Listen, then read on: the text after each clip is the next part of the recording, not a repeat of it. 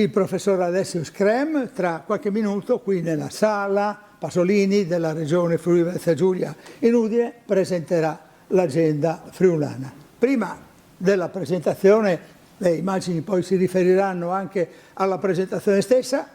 Professor Screm, io le chiedo che cosa ha trovato di interessante e oserei dire di nuovo nell'agenda friulana 2024. Beh, di nuovo rispetto all'anno scorso è che abbiamo una giornata in più, perché è un anno bisestile, quello del 2024.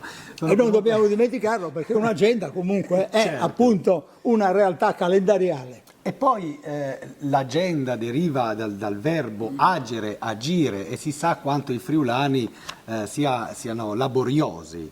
E quindi un'agenda è un mezzo, uno strumento necessario, ecco, per calendarizzare tutte le attività dei friulani. Poi non mettiamo in dubbio certamente la curatela, l'attenzione nella realizzazione anche di questa agenda 2024, da ben 48 annualità che Annetti porta avanti questa tradizione, poi tutto l'insieme di scrittori, giornalisti, esperti, cultori dell'arte friulana, nonché gli 11 testimonial di nomea di re internazionale, perché portano il Friuli nel mondo, indorano questo anno che si spera dorato per l'appunto. Lei è un musicologo e se ha qualche idea per l'agenda friulana 20 e 25 la aspettiamo al lavoro Molto e alla sfida. volentieri. Grazie. Alessio Screm e Vito Sotto.